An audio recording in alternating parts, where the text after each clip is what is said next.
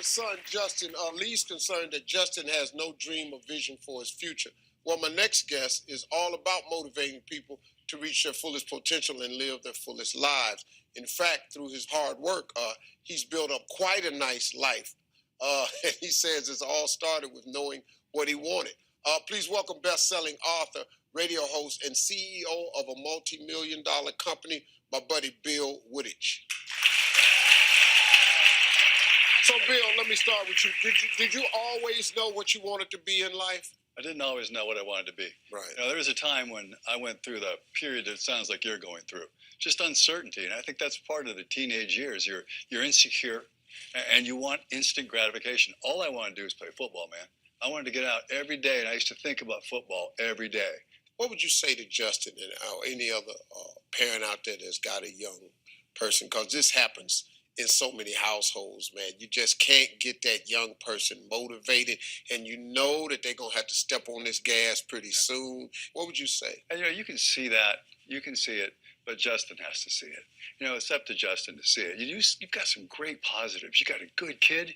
But, Justin, you've got to find that fire inside, and no one can give it to you. You know, in life, we can't do another's push-ups. We can't do another's pull-ups. We got to do our own.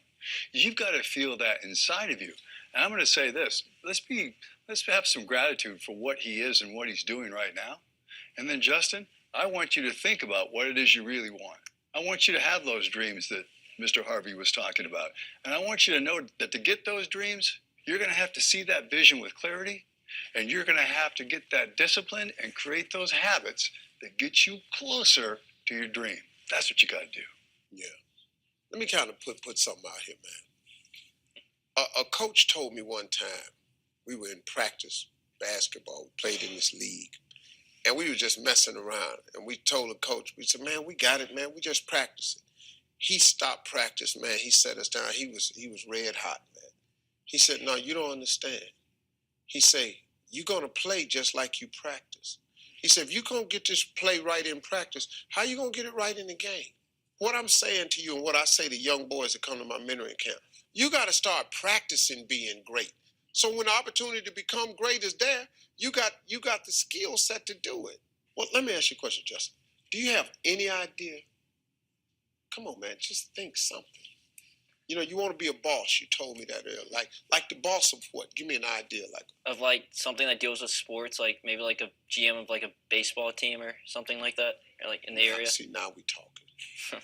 Start practicing being that. You already love baseball. Learn everything that a GM got to know. Now, one thing a GM got to understand is math. Then you got to be a negotiator. Then you got to be a people person.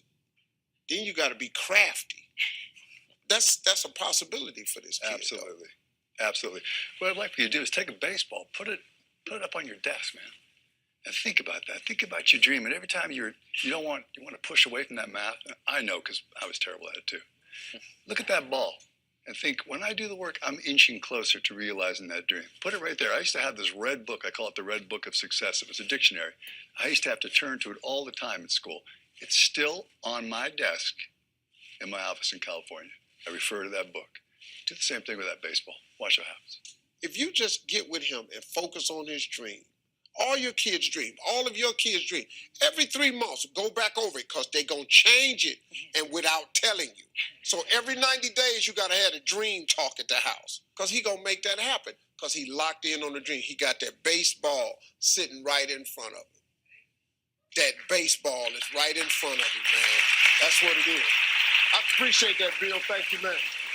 Justin, you're going to be fine, man. Great job. Lee, great parent. You're a great mom. Folks, we'll be right back.